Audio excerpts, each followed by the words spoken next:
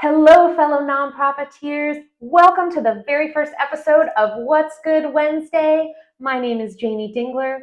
I will be your host every week, every Wednesday, of course. And I'm the owner of What's Good LLC, a nonprofit marketing and fundraising consulting firm specializing in helping small and growing nonprofits. I'm also the author of the itty bitty book of nonprofit fundraising, tips for board members from a development director who hates asking people for money. I wanted to start this show. I'm so excited. This has been a year in the making, and I just wanted to take a moment out of the week to celebrate our successes. Nonprofit work is hard, development work is hard, it's very time consuming, it's very stressful, and often we don't take enough time out to recognize the important work that we're doing in our communities. So I am so glad to be here with you all today. And we've got several organizations that sent us things to celebrate, so let's get into it. I can't wait. Here we go. Our first organization is Tides of Grace. They are dedicated to building a welcoming community centered on kindness, compassion, and support for those in need on the Eastern Shore of Maryland. They offer monthly outreach events and serve nearly 400 community members every month. They had their first benefit concert in March. They had 175 people there. It was an Island Beach Bash featuring the Chris Sachs Band. They raised a lot of money for their organization and brought a lot of awareness for their mission in the community. They're also gearing up to launch a pop-up boutique for those in the community who are attending prom, homecoming, weddings, and need formal attire. They have over 1,000 formal dresses and hundreds of suits that they'll be giving out for free or for a suggested donation of $25 throughout this month of April. The pop-up boutique is located in Centerville, Maryland. So if you're in Centerville, please head over and check it out. Next is my personal friends at Talbot Interfaith Shelter.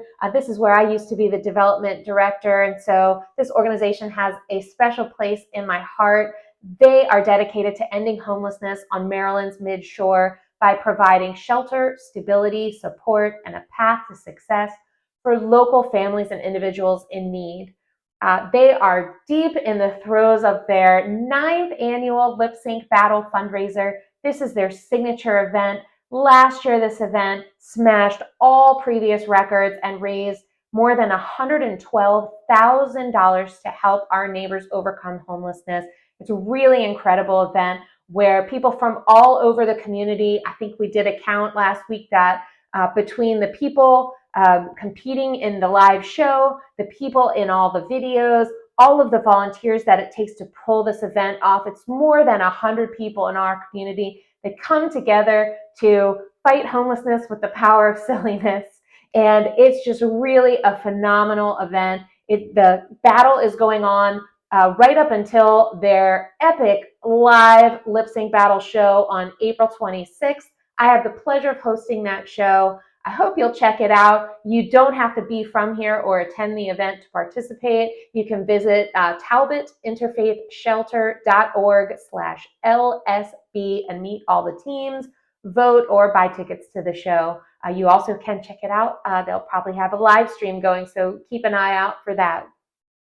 Congrats, Tiz, and I hope we'll follow up with results from that after the event is over. Our next organization is the Responsible Fathers Initiative. They support fathers to become more responsible, accountable, and engaged, active participants in the lives of their children. Congratulations to the Responsible Fathers Initiative for establishing a partnership with the Dorchester County Health Department for 4 fun events that are coming up over the next couple of months. The first event is on April 14th. It's called A Family Affair, and they'll have dinner, games, and activities, and a raffle. Next, coming up on April 28th is Dedicated Dads. And then on May 12th is Dads Empowered with a Purpose. Finally, in June, they'll have a big celebration for all the dads that participated in these programs. The date and time are to be announced, so we'll share details if we get them from Responsible Fathers Initiative. Congratulations, RFI, and I'm sure we'll be sharing lots more great news from you in the future. Next, let's recognize Atkins Arboretum. Atkins Arboretum inspires environmental stewardship, provides respite and healing, and celebrates natural and cultural diversity through the joy and wonder of the natural world. I got news from their development director. She just renewed 2 main corporate donors for 2025. Congratulations, that's such a huge accomplishment. It's so important to have that buy-in from the community in order to make sure you can sustain your mission. So keep it up, keep going, get lots more business partners and corporate sponsors, and share with us the great news when you do. Next, we are congratulating Critchlow Atkins Children's Centers. They provide quality, financially accessible childcare for children and their families in a nurturing, diverse, enriching, and safe environment. They were recently honored by the Talbot County Chamber of Commerce at their annual meeting and awards night for an astounding 55 years of service to their community. That is so amazing. We want to celebrate you and wish you many, many, many more years. You do amazing work. I'm familiar with this organization. They go far beyond childcare. They create these educational, engaging programs. Their kids develop this love of learning. They're such happy kids going through the program, and they just do unbelievable work. We also want to recognize all of the directors. They have 5 sites throughout Talbot County, Maryland, and every single one of their site directors was recently nominated in the local APG Women to Watch celebration for 2025. And so we congratulate them. They do incredible work. They're hardworking, dedicated, experienced, just wonderful, wonderful women. And congratulations to each and every one of you for a well-deserved recognition. Next, it is SOS Sink or Swim. They are dedicated to teaching children and adults how to swim and be safe in the water. Swimming registration for summer lessons 2025 is now open. Lessons are available at 2 pools in Talbot County, Maryland, thanks to a wonderful partnership with Talbot County Parks and Recreation. But those lessons are open to anybody from all over Maryland's mid-shore who wants to participate. Thanks to amazing donors, these lessons are free to everybody who wants to participate. They have lessons for children from 18 months to 18 years of age. They have lessons for adults, and they offer junior lifeguard training. So if you're in the area and you want to register, or you just want to check out their mission, visit sossinkorswim.org/register to get that registration information. Congratulations, SOS.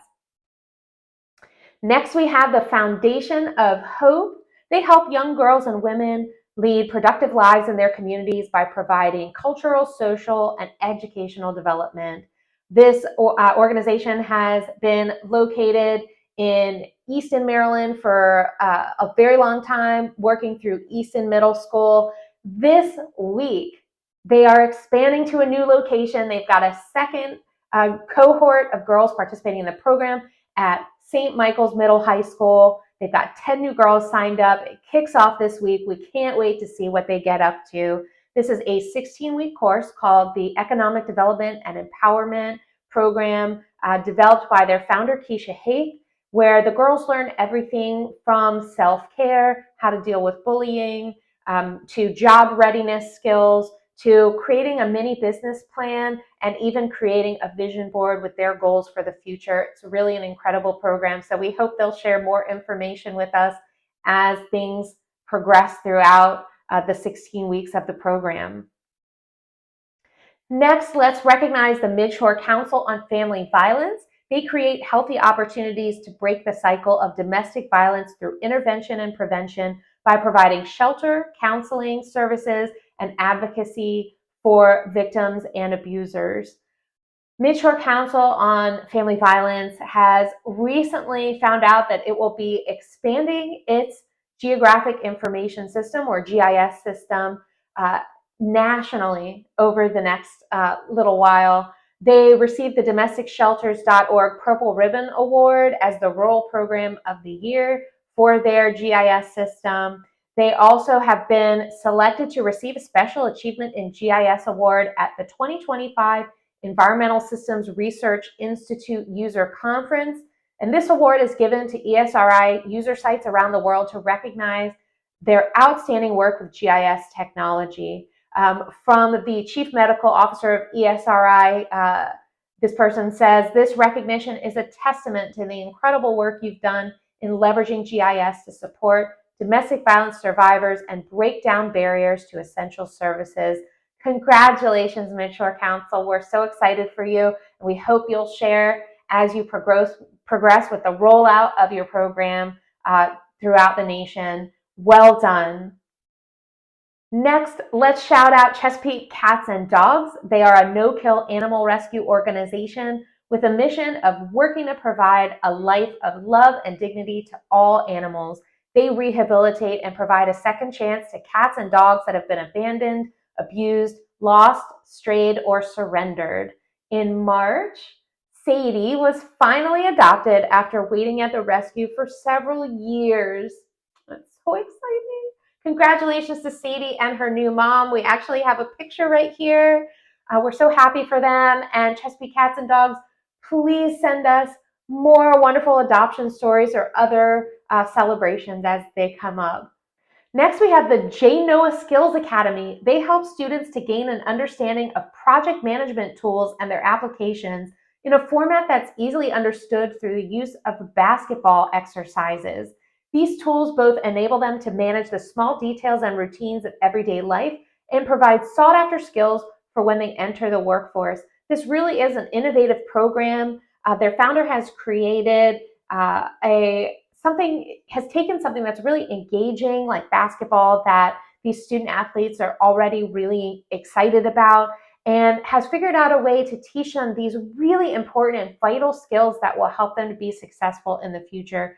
Really an incredible program. Their founder's name is Jordan Pearlstein, and Jordan is celebrating today because he was recently accepted into Leadership Maryland's Emerging Leader Program. He's only one of 36 individuals chosen to complete this 6-month hands-on learning program. It's focused on leadership development. It runs from June to November. They have day-long sessions every month that they have interactive training, and then also panel discussion featuring leaders from across the state of Maryland. And then, it offers a holistic approach to leadership development and helps all of the applicants to increase self-awareness and gain behaviors, skills, and tools to become more adaptive, inclusive, strategic, and impactful leaders. Congratulations, Jordan. We know that will help you as you move forward with the J. Noah Skills Academy. Well done. Our final organization for this week is the Hole in the Wall Gang Camp. They provide a different kind of healing to children with serious illnesses and their families through year-round programs. So excited to announce here that the Hole in the Wall Gang Camp has received a $1 million donation commitment from the Charles P. Farrow Foundation. This donation will support renovations of the camp's new location on the eastern shore of Maryland. As renovations on the future infirmary are now underway, the donation will allow a purpose-built space designed to provide complex care to children with rare and ultra-rare diagnoses. The new infirmary will include 3 observation and overnight rooms, a reception area, a pharmacy, and medical equipment. It'll be located in what was previously the carriage house on the property. The goal is to create a modern, accessible, and efficient environment that meets the diverse needs of campers and their families. Congratulations, Hole in the Wall Gang Camp. What an amazing accomplishment, $1 million donation. That is so incredible. And congratulations to all of our celebrants this week. I'm so happy that we could take a moment out and just sit in your wins for a moment. If you have something that is positive that's going on in your organization, please share it with us. This show will happen every Wednesday. So share your wins at Wednesday@BeWhat'sGood.com, and I'll make sure to mention them here. Another part of the show that I really want to get into is every week, hopefully answering a question that someone might have about nonprofit marketing and fundraising. We didn't receive any question submissions this week, but there is one thing that I really have been dying to talk about. So I know a lot of organizations are really nervous about potential federal and state funding cuts with grant funding. And I will say, if your organization is nervous about this, it is probably past time to have a conversation about diversifying your revenue. You should never be dependent on one form of income, especially because you have a fiduciary duty to make sure that you are sustaining your mission in perpetuity. So make sure you're looking into other options. There are other grant opportunities outside of government grants.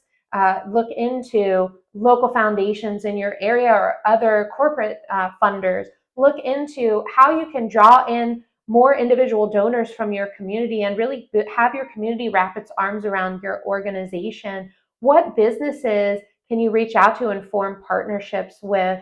What types of events can you put on? Now, I'm not saying to do all of this at once. That's really scary and probably a terrible idea strategically, right? So just think about what your organization has the capacity to do and start moving in that direction because, as I said before, ultimately, your job is to make sure you have the funds to sustain your mission.